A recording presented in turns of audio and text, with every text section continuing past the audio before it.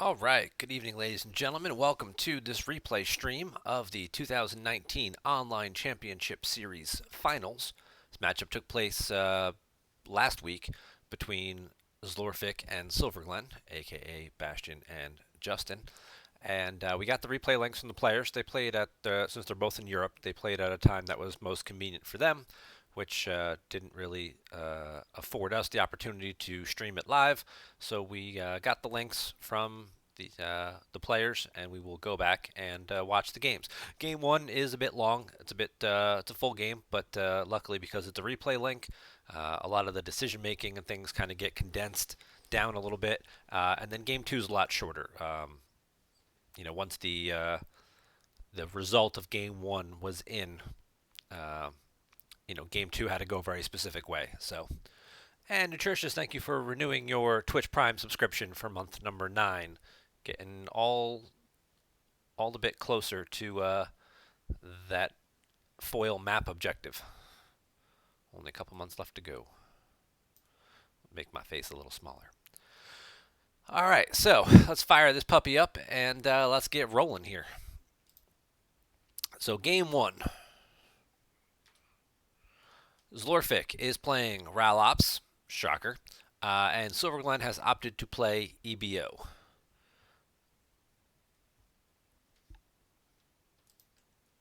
Bastion has chosen to start, Zlorfik, Bastion, has chosen to start the non-virtual Imperial Decree.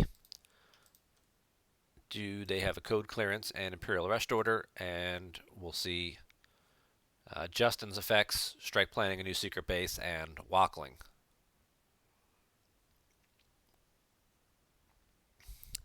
I don't expect this game.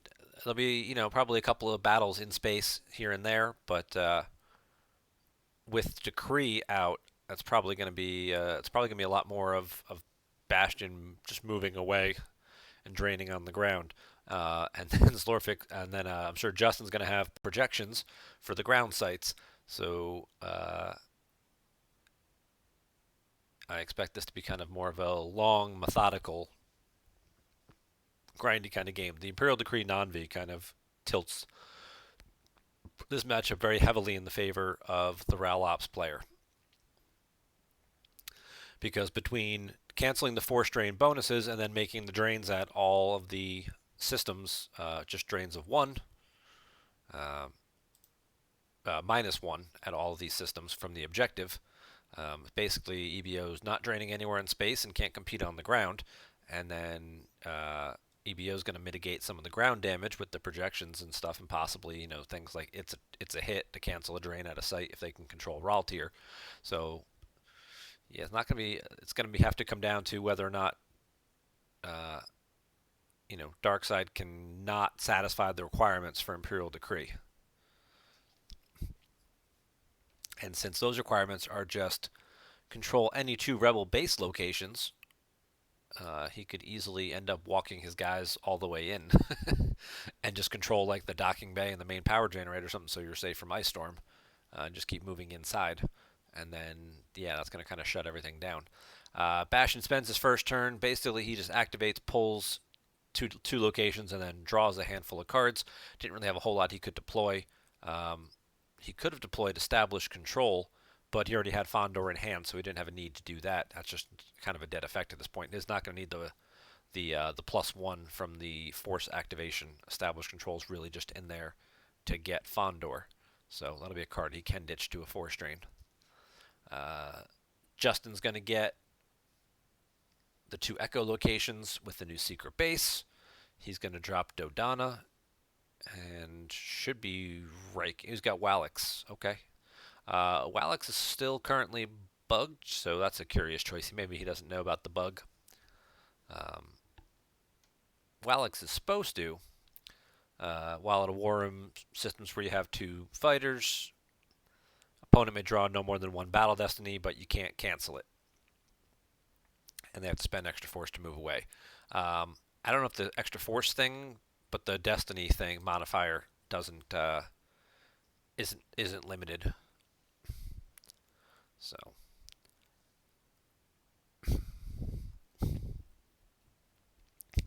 all right, Bastion's going to get his sights out, And now I'm sure we'll see him go for the flip here. Yeah, EBO's not known for having much in the way of ground characters. If he is playing the Echo-based Garrison version, he should have like Luke and a speeder and stuff, which could certainly be pretty powerful. But again, you're dealing with guys who have ridiculously boosted forfeits.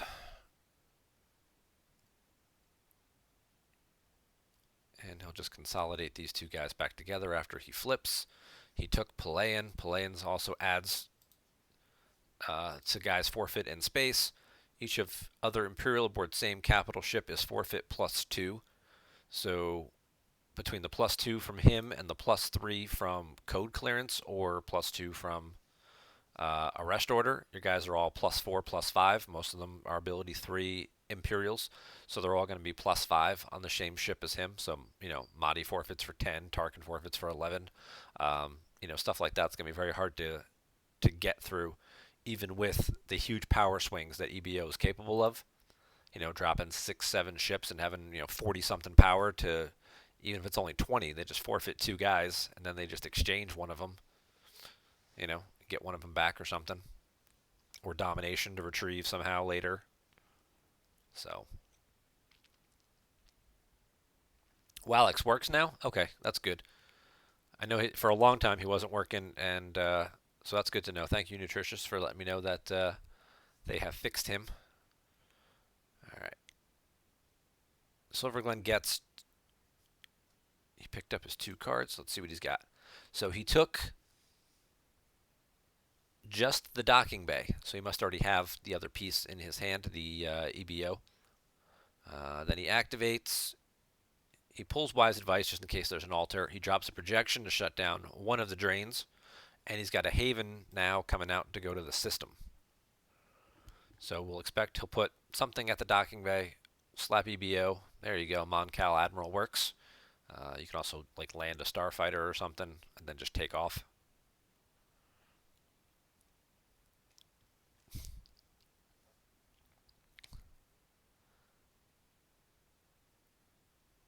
There's the Masanya.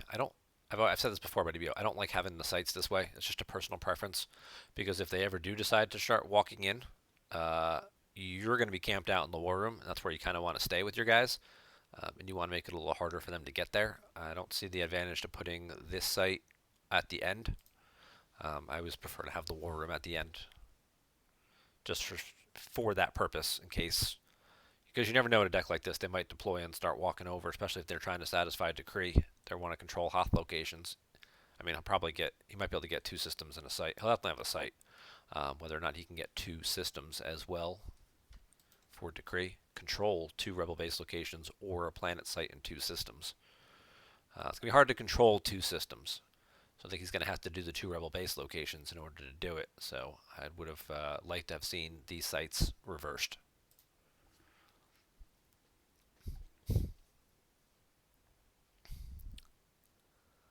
All right, we got some ships. We got a Masanya, we got a Wedge, we got a Tantive, and we've got a Ray.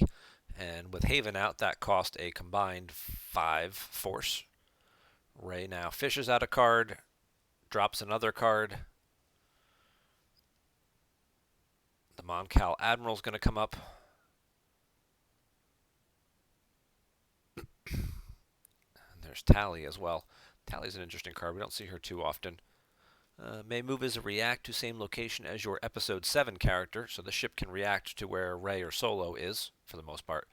Characters here may not have their forfeit increased above their printed value. That's actually very huge, as we just sat done saying, between code clearance and Palayan, he can get up to +5, but Tally will actually just shut all that down. And then we'll see him move some people around here. Dodonna's going to move over to join him, so now he's got 2 generals in the war room, increasing his power in battles at Hoth. The Tantive's going to move over to Fondor. That'll shut down the Executor coming into play. And he will pull Battle Plan as well. He's already flipped, so moving to Raltier doesn't really do a whole lot unless you also plan to have a way to take the site. And since we didn't see Silverglen play Echo Base Garrison or pull it,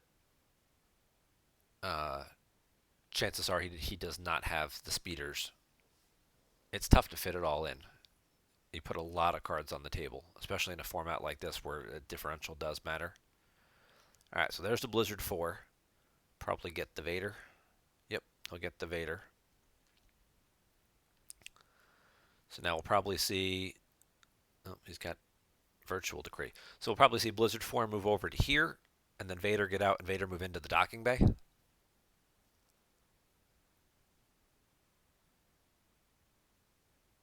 Oh, he drops Callus as well. He's going to take the Conquest, I would imagine. Yep.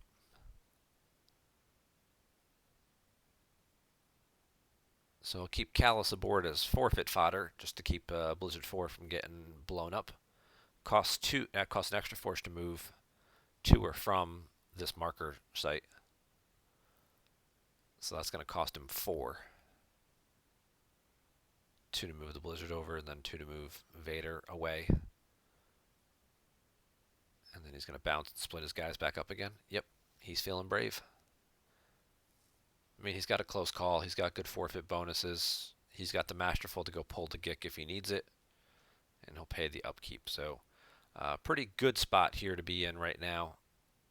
If you're Bastion. Yep, Silverglen's going to get Endor. Endor is a good system with strike planning because they don't generate force there. You can kind of force choke them a little bit. EBO is not really known for giving up a lot of icons here. You get 2 at the start, and then you kind of, that's about it.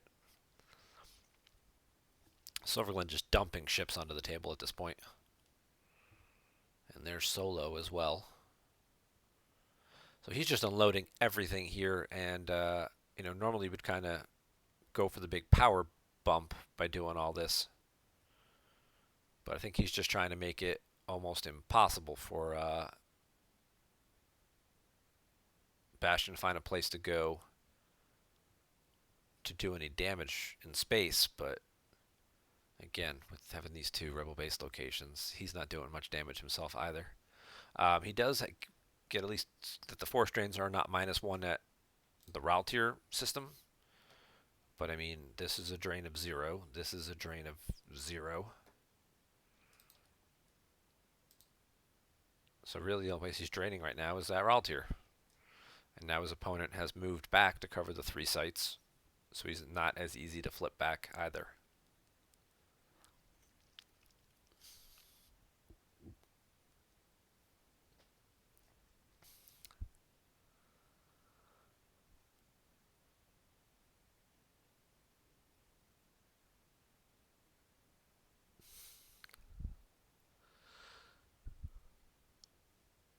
And he's just going to move his guys, flip-flop them.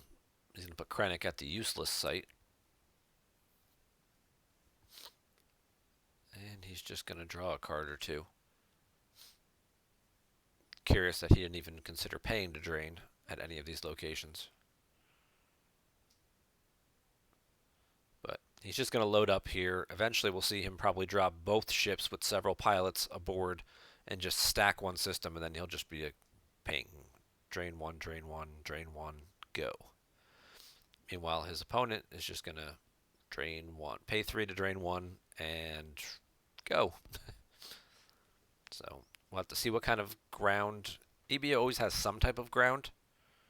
Oh, there's Luke. He can do a little bit of retrieval. So you can retrieve a card a turn. That'll keep the game going a little bit longer. But in terms of damage output,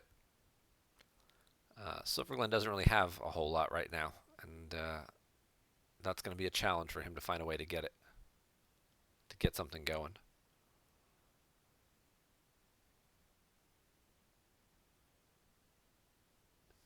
Interesting. Okay, so he's got the Executor, which you can't deploy because of the way the system is. If you control, opponent may not deploy.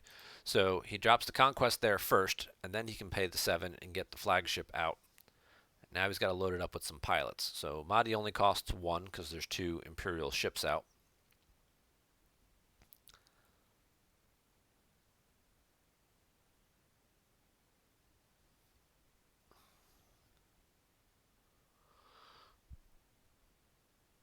Now we'll get Marek Steel, probably Tarkin.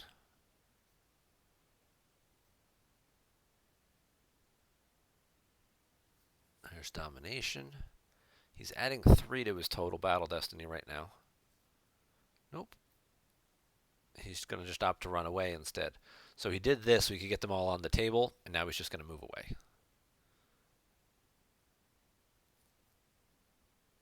Again, his opponent's not doing any damage to him. This is what we talk about sometimes about you don't necessarily need to force interaction. If you're ahead, it's up to your opponent to do something to change the status quo. It's up to you not to give them an opening to do it. Dropping these guys here gets them around, lets them start paying to drain, not pay to drain anymore, let them start doing some damage. If he leaves them there, he's already got 14 power and he's got 12 cards in hand. You assume at least 4 of them are ships, a Profundity, a Spiral, something. He can drop a whole squadron of stuff down, clear all this right back out. By moving it away, he's got 25 power, good forfeit, and now his opponent has to actually deploy and move, and now he's going to try and trap him, which is going to take him a lot longer to do it, and in the meantime, he's just going to get whittled down from the ground drains. So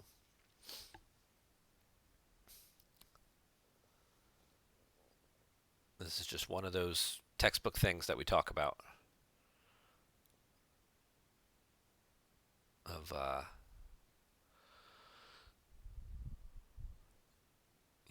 not compelling yourself to keep doing something. If you're winning, keep doing what you're doing, which is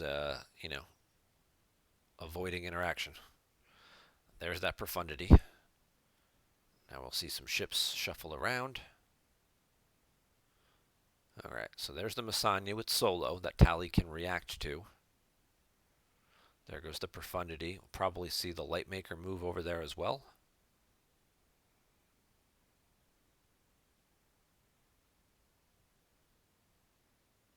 Oh, Tantum's going to move back from Raltier. Okay. Oh, he moves Tally. Interesting.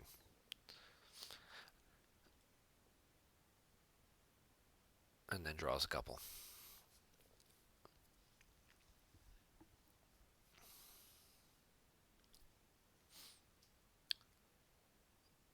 Passion will grab the Gick, just in case.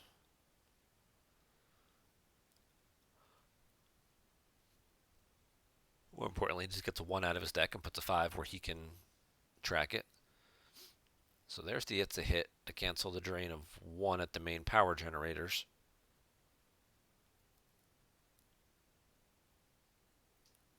And now we'll get 3 more damage.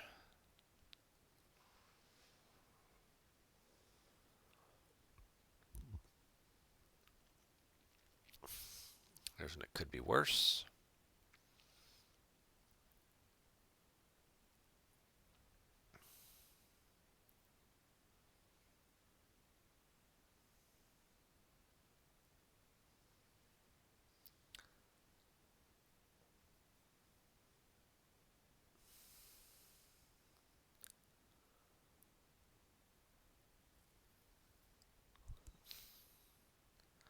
And now he's going to back it up everything with, he'll add a Binder. Now he's going to add Palayan. And then he'll just move the 2 ships back to Fondor.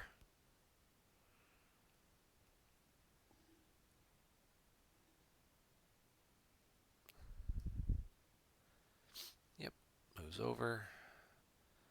Moves over. Draw a card, pay for upkeep, go.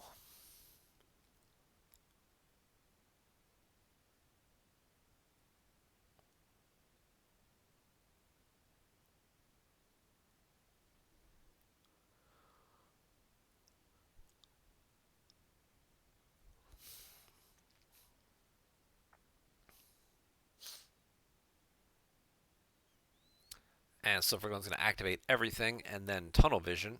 And then he does have the option of using Solo to Tunnel Vision from his Lost pile if he wants to get a second card. Alright, so we got Leia down. She can offset some of those drains for another turn. And there's red 8, which will get him a defensive shield.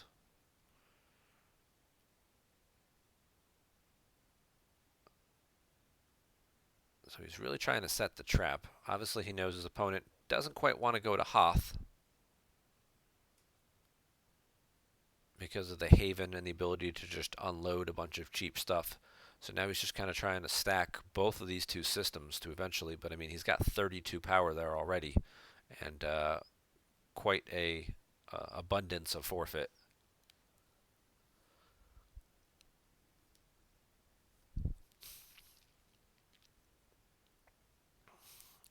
And he does reload a couple more cards. But in the meantime, we're going to get, at least he is going to drain, start burning through these Leias, just get him out of the way, so I'm always a big fan of, especially because you're not going to really end up in there doing much of anything. So he drains for one, makes him put the control tunnel vision back on top of his deck, so now he's got the one sitting on top. I guess he didn't want him to get the Corvette back, so he does an additional drain off planet to force him to lose a card, then drains with here with Vader. Order being important there. Not wanting your opponent to get that ship back. And we do see him lose the Ice Storm.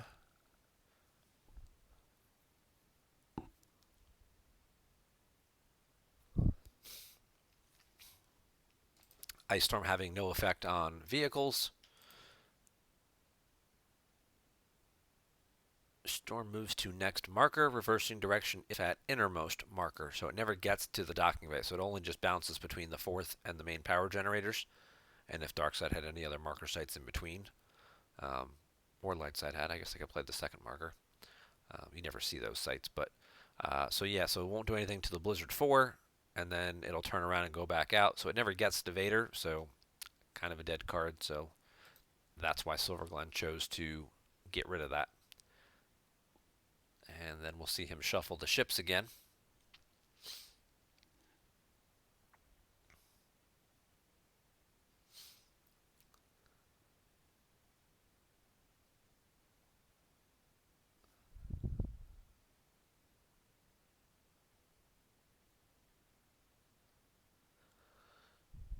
We'll pick up a couple cards. He'll pay his maintenance, and he'll say go.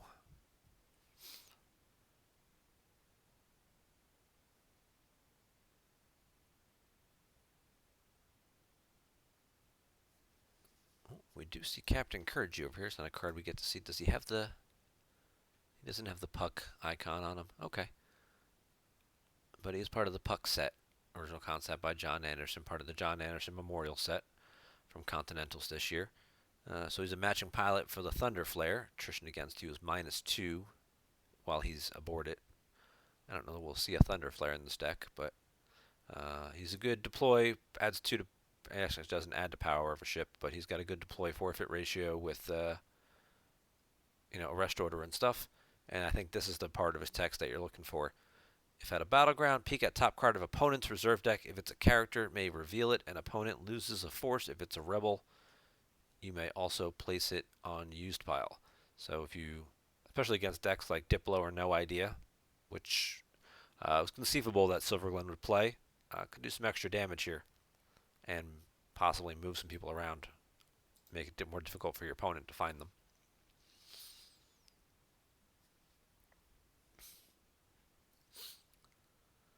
We get a generic Y-Wing.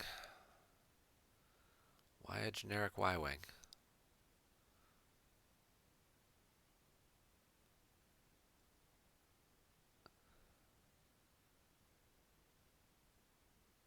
The only thing you can think of for having a generic Y-Wing is because it can hold an extra guy. If you wanted to Tarn Mizan and play some proton torpedoes or something, that would be what you would use it for. I know Dodonna can also pull it, so if you wanted a backup thing other than Gold Leader and Gold 1 for him to pull, you could just float a Y-Wing, but... Alright, Leia already did her thing, canceling both drains. So it looks like now we're going to see everybody shuffle on over here.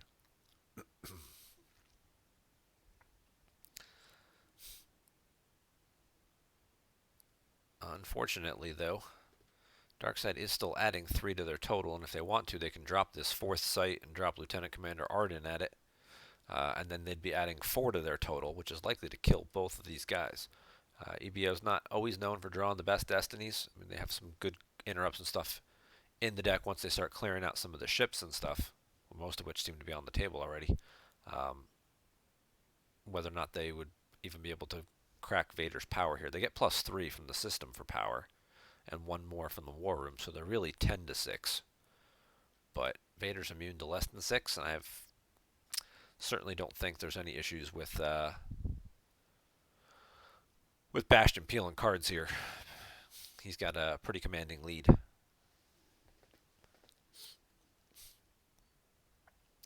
And we may get a battle this game.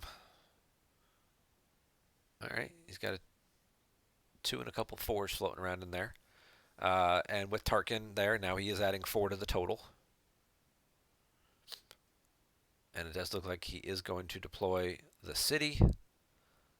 And we will see Arden go down to that 4th site. So now he's adding 5 to his total. So I'm sure there's a reacting ship for Wedge.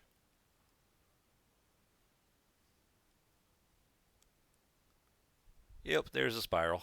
Nice and cheap for just 1 force. And the other one, Red 8, is already in play. So it'll be 2 Battle Destiny to 1 Battle Destiny, but Darkside's going to come out ahead on this one.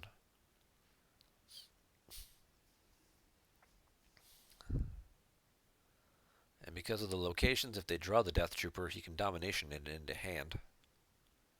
Nope, he just draws the 2 4s. And then when you add 5 to the total, he's got a total of 13. That's going to clear both light side ships. And they may not even lose the battle. Yep, there's the proton torpedoes. Sneaky.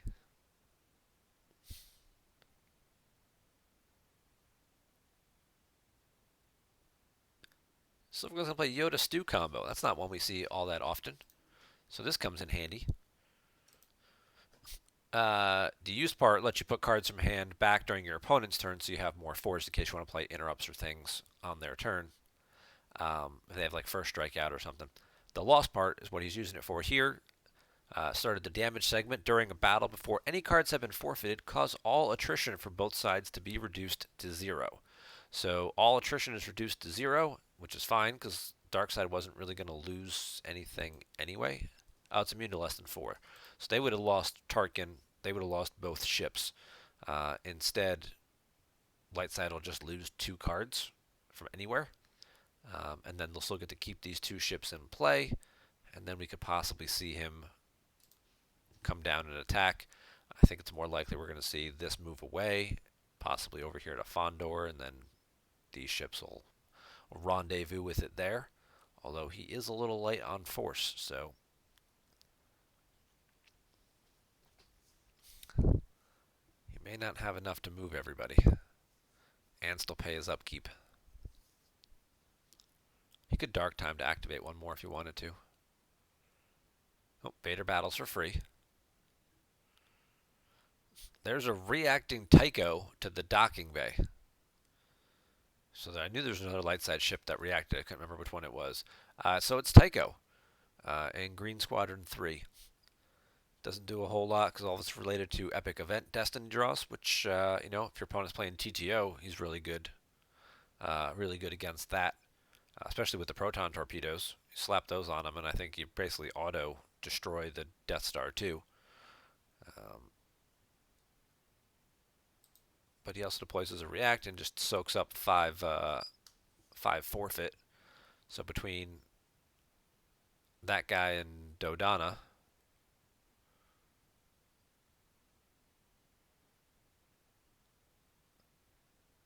he'd cover 10.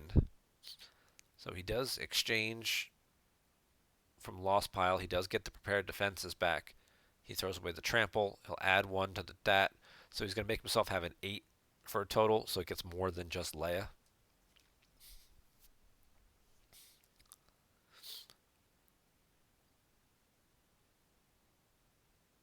And Lightside just draws a 3 here. So Tycho and Dodonna are going to die.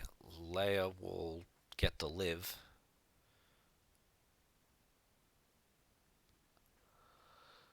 And Darkseid wins the battle and doesn't have to lose anything.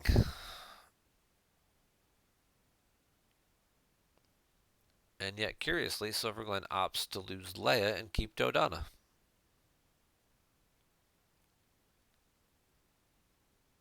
Interesting. I would have thought that would have gone differently. Maybe he has some other purpose up his sleeve for Mr. Dodonna here. Perhaps a rebel leadership of some sort.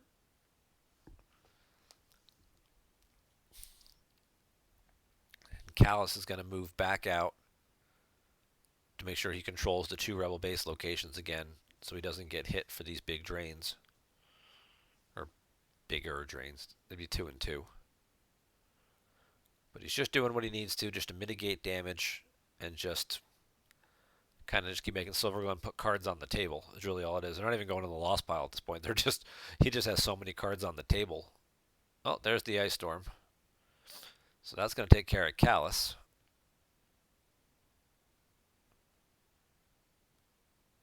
Now it'll be, does he have anything to get rid of Blizzard 4 now that it's alone? There's Gold Leader. That'll stop any reacts. It'll also force him to pay to draw. There's Tarn Mizan. Does he have... He's got the Proton Torpedo. Alright, so for those of you unfamiliar with this combo, let's walk you through it. Lieutenant Tarn Mizan. He deploys a cheaper, adds 2 to power. When Starfighter he pilots fires a starship weapon, characters aboard target are forfeit equals 0 for remainder of turn. You don't even have to hit the ship. You just have to shoot at it. And then anybody aboard it. So if he had all these guys all piled up on like a Star Destroyer, which you normally see things like MAP does a lot, they pile up a bunch of pilots and other random dudes on the Finalizer. Sometimes you'll see that in other decks. They pile up guys on the Executor, like in ISB or something like that. You shoot at it, and then all the pilots aboard are forfeit 0. So if you take Overflow in the battle, your choice, you can start peeling the guys, but they don't cover anything, so then you have to lose the ship to cover it, or you got to peel a ton of cards in Overflow to keep everything on the table. And at this point in the game, that's Justin's best chance to do any damage. Would be to battle and just shoot at this thing, make Tarkin forfeit 0. We do see, obviously, Bastion has to Gick, so this battle he's going to get out of. And then it's going to be up to whether or not Gold Leader can chase him down anywhere, which seems unlikely.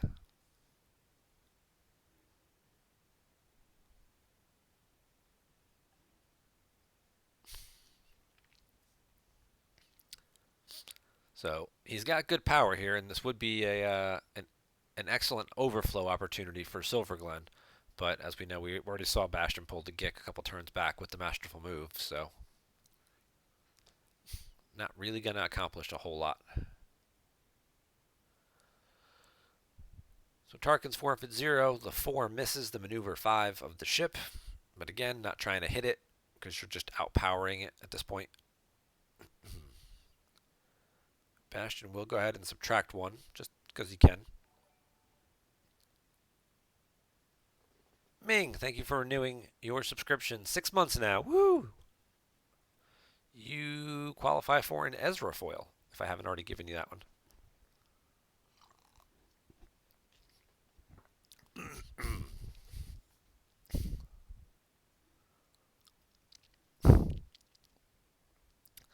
So Darkseid will use some force to pay for these extra Battle Destiny draws here. So they've got a total of 11. Another Yoda Stew. Oh, he's using Solo to play it. So he's going to make sure he doesn't lose anything back to it. And then he's going to make his opponent have to forfeit, take 5 battle damage. So it's going to be Tarkin and it'll be the ship. But they'll cover, and thanks to a well-timed Destiny 6 Emperor and adding 5 to the total, Darkseid doesn't even have to play their Gick. Now Gold Leader will go move somewhere else and chase down some other stuff. Dodonna moves in front of the Blizzard Walker.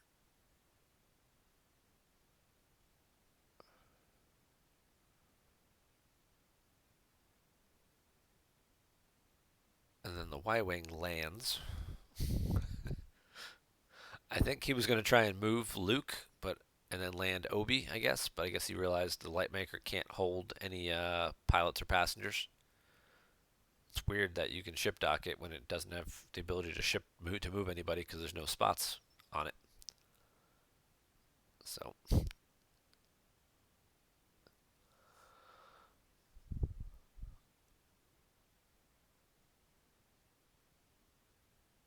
and then he just shuffles a whole bunch of people around who are all gonna go missing to his ice storm next turn.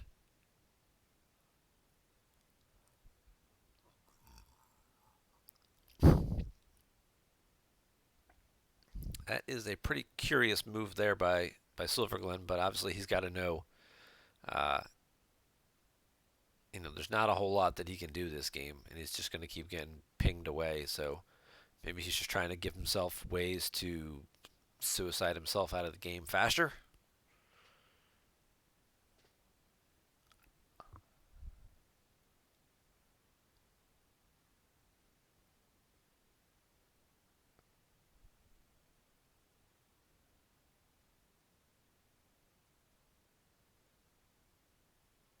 Oh, there's a search party. Oh.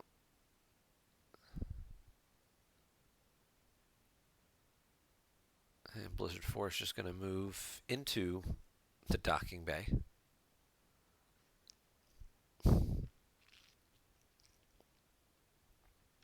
Vader's going to move one site further. So I didn't know why Dodonna didn't just go back to the war room, why Dodonna moved outside.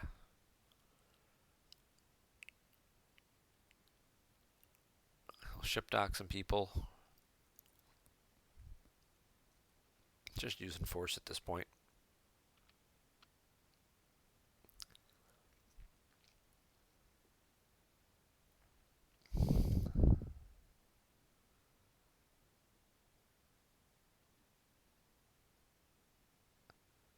Moves the Executor over to Fondor in front of Tarn Miezen. Moves the Conquest over. Moves the Binder over. Yeah. Oh, he moves the Binder to Hoth. Okay.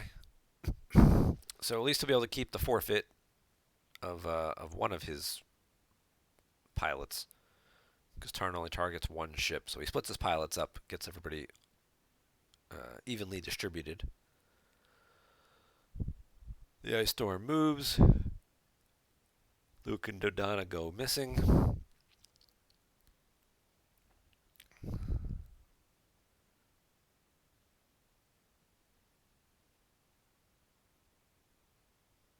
And I think Silverglen's just drawing up here.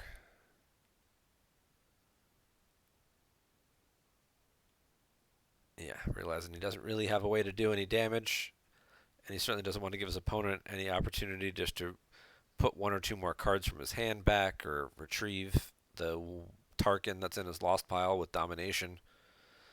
So he's just going to draw up and mercifully end this game. Yes, Search Party is in control phase. And then characters who participate in the search and those who were missing who become found cannot battle or move for the remainder of the turn. So Zlorfik gets the win here by 25 in game 1. Certainly a pretty one-sided game. We'll call it what it is. Just the Kree makes the difference. And yeah, we'll just leave it at that. So we roll into game number 2 here. Game number 2, Silverglen opts to play ISB, and Zlorfik is going to play Diplo. And he chooses to start with R2 to get the extra icon.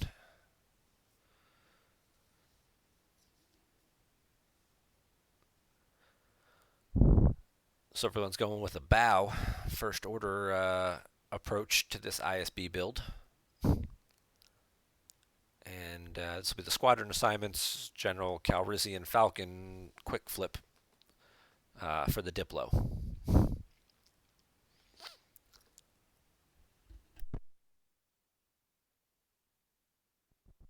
Excuse me.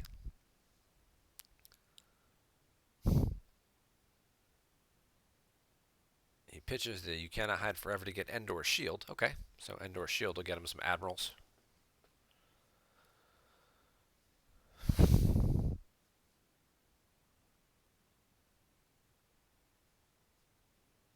ISB certainly has some pretty good agents and whatnot, and he's got Kuat. Kuat, I guess he was going to use to pull Mustafar to get the castle, but he already has the castle in hand.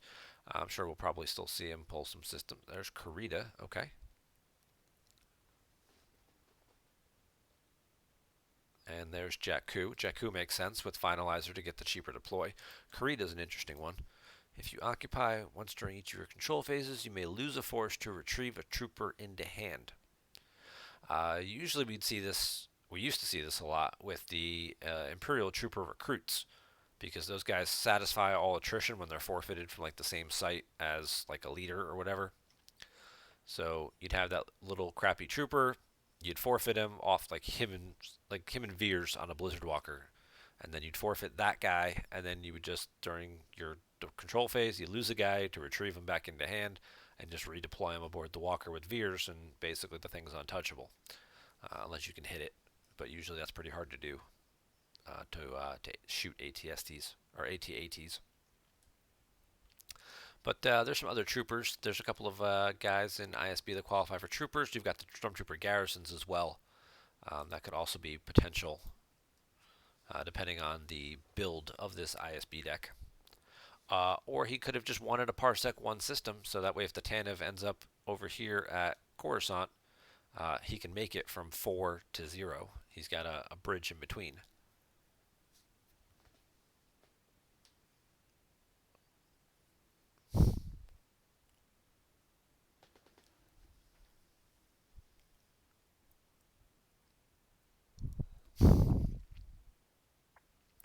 So we got a Lars farm, and we got the Cantina Shuffle and Alderaan all already in hand.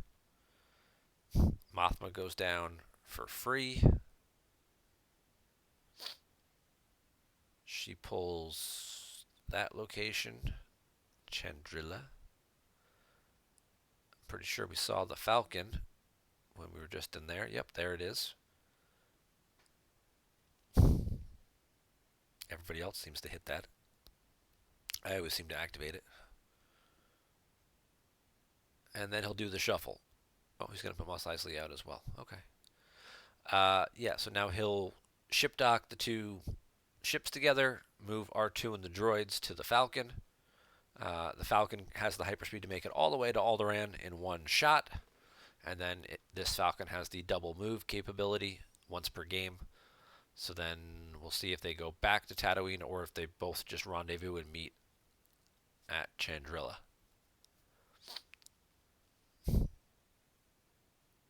Yeah, it looks like they're just going to rendezvous at Chandrila and hang out there.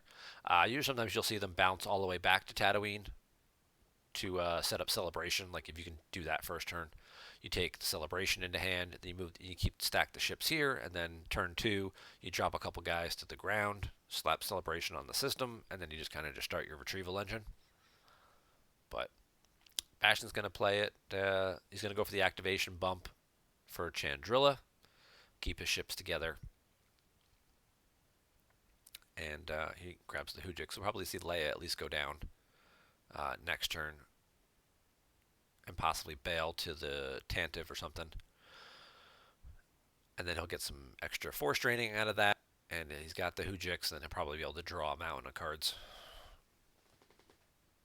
Because remember, he's not trying to win this game. He's just trying to lose by less than 25.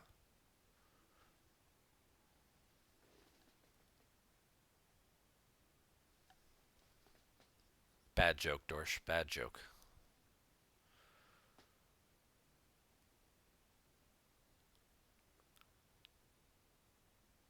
All right, Silverglen's going to get his finalizer set up with Ozzel and Hux. It's a good 15 power, drain for 2.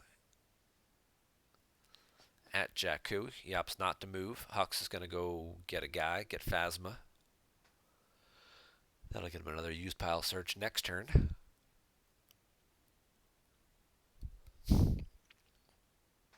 There's Bale.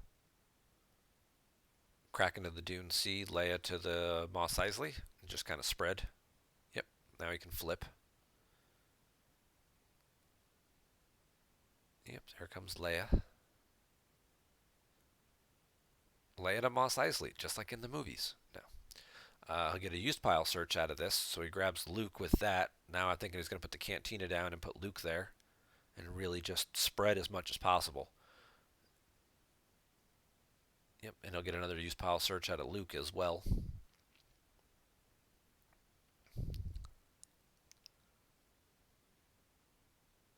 Takes the barrier, good defensive card.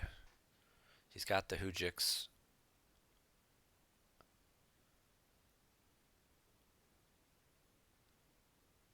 And he'll split up the ships now, moving the R2 to Coruscant.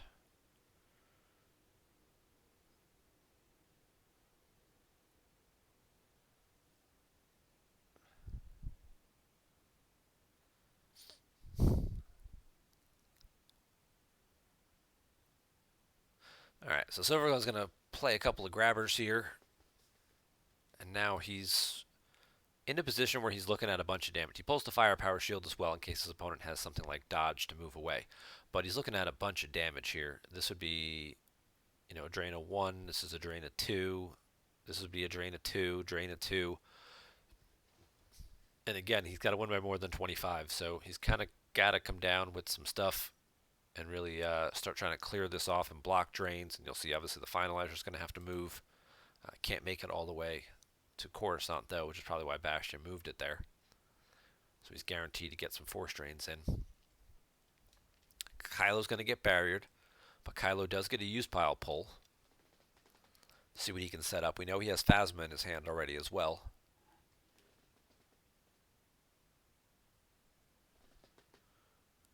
Corporal Oberk. All right, so he's got a biker scout, and there's another biker scout. So Oberk, he does stuff with missing. He basically captures opponents' missing characters. Maybe there's a lost in the will, or always thinking with your stomach in this deck to make guys missing. Otherwise, he's probably just a trooper that can get retrieved, who just happens to work very well with this trooper, Barrack, which is really all you want. Because this is the guy who basically works like the Bright Hope, or actually the Bright Hope works like him. He came along first. When in a battle with your other biker scout, draw 1 destiny, subtract that from opponent's attrition and total power. The key component there is that because it's subtracting from attrition, your opponent has to actually draw destiny before his text will kick in. So if your opponent can't draw destiny because, like, you blank Leia's game text, you don't get to then draw destiny and subtract from her power, or if they decline to draw. So it's a key little rules caveat on that one. Or you use an FN trooper and prevent your opponent from drawing battle destiny.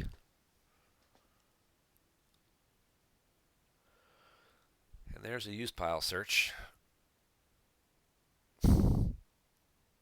So the FN, he opts to use the FN before the battle.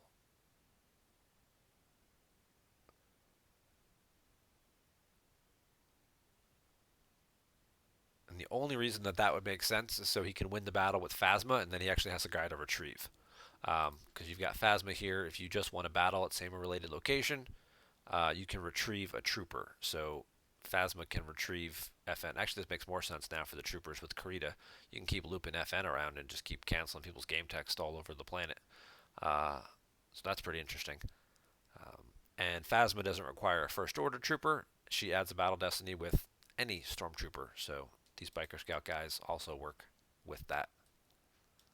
So Leia's text is canceled. No battle destiny, which means no extra bonus from Diplo as well. Kylo gets excluded, but Lightside gets 2 destiny draws here. I'm sorry, Darkside gets 2 destiny. And then they will be able to pay to retrieve a trooper guy. Leia's going to die. Hujix is going to get played.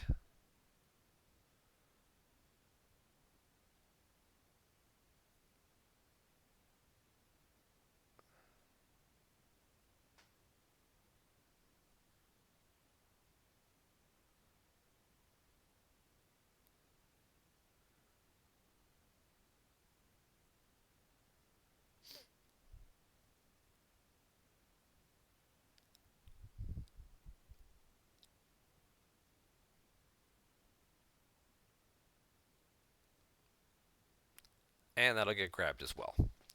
Silverglen will try and set up another beatdown somewhere else if he can.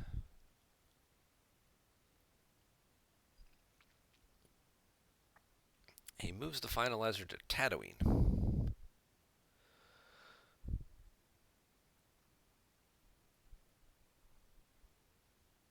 You'd think he'd want to block a drain of 2. He chooses not to. I guess he's concerned about his opponent moving back there and setting up celebration because he's got the 2 crown sites. And he just has to make sure Bastion can't retrieve any cards at this point. He just has to keep everything on the table. But, I mean, he is getting drained for quite a bit. 2 in the Cantina, 2 at Chandrilla, 1 at Coruscant, 1 at Kraken. He just lost 6 cards. One more turn of that, and he's going to be below the 25 threshold here. So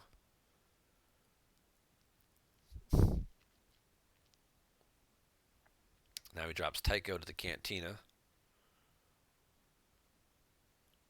Tycho being an Alderaanian. And now he's just going to draw a whole bunch of cards. Because again, he's not trying to win by anything, so his differential doesn't really matter all that much. He just has to keep his opponents down. So he's just going to load up his hand, look for some good defensive cards like Barrier, possibly a second Hujix. Just find some more characters and whatnot. There's the celebration. He's got Cassian. He's going to use Might and then take a peek, see what else might be in his force pile. So he got a good look at what was there. He also takes a card out of his hands and lets him draw an extra 1 if he wants to stay under 12. And he decides to just go for it. He's known for this. Uh-oh. He just found quite a mercenary. For those of you, this is the old school version. For those of you who watch the World Championship Finals, you'll know exactly how powerful this card can be. Basically, if they Ellis, you just use 2 force. The Ellis is lost, and everybody who moved is lost, and it's immune to sense. So, Decipher knew that Ellis and Nabrin were incredibly powerful cards when they made them in Premier, and they made very strong counter cards. The light side one is stronger than the dark side one. The dark side one captures everybody, and if you don't have enough guys there, the extra ones would like escape to the use pile. So their guys at least live. The light side one just wipes everybody off the table.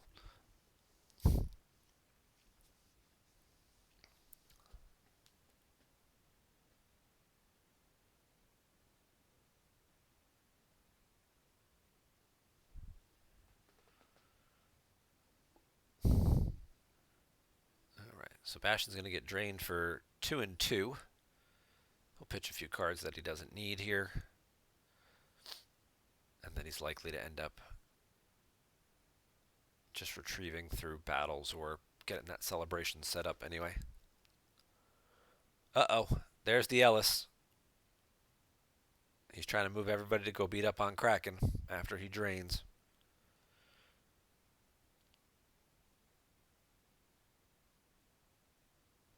And I think this is going to be all she wrote here. Much like the World Championship Finals, decided by an Ellis Hellrot transport. Quite a Mercenary is about to become the key card in, well, not the key card, the final card played in an OCS, in the OCS series of 2019. That's it. That's our lasting memory for 2019. The final card played in the 2019 Online Championship Series was quite a Mercenary. Yep, there it is.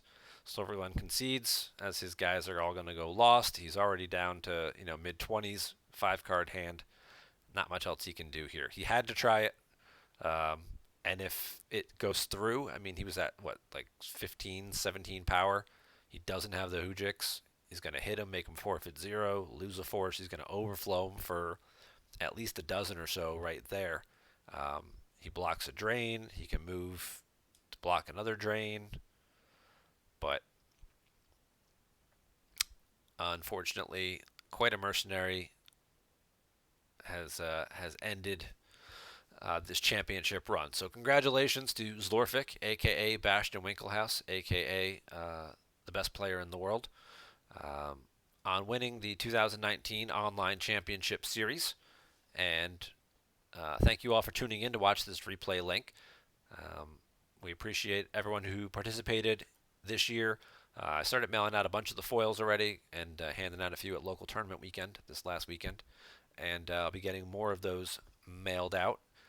Speaking of local tournament weekend, we'll jump into that real fast. If you were in a local tournament this week, please make sure that you update your results and whatnot in these particular threads, so that way I know how many foils and stuff to send. Since the foils arrived late, I wasn't just guessing as to how many to send out. Now I will be sending them out based on attendance as that was posted. And if you don't have your event on this list or a separate form for it, make sure you post it at least somewhere, so I know how many to send out to everybody. The other thing that we've got coming up, now that the OCS is over, we can get back to the Outrider Cup and get that going. That'll start up in about 2 weeks now. Round 1 will be December 4th through December 17th. We have our teams. Our teams have been finalized now.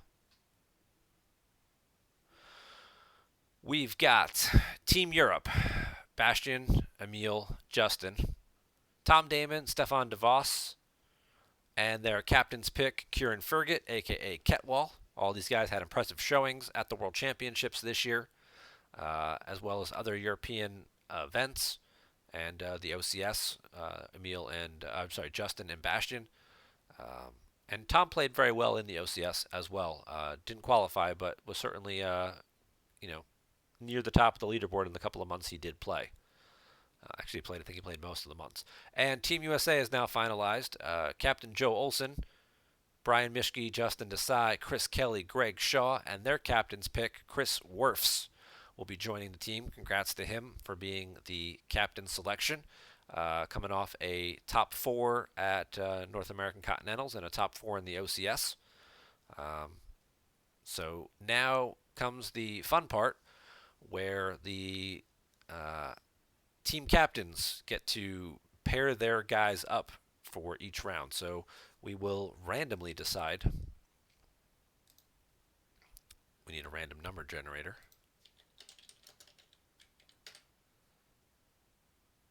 All right, so we're going with 1 through 6. Basically, it's a 6-sided die. Odd numbers,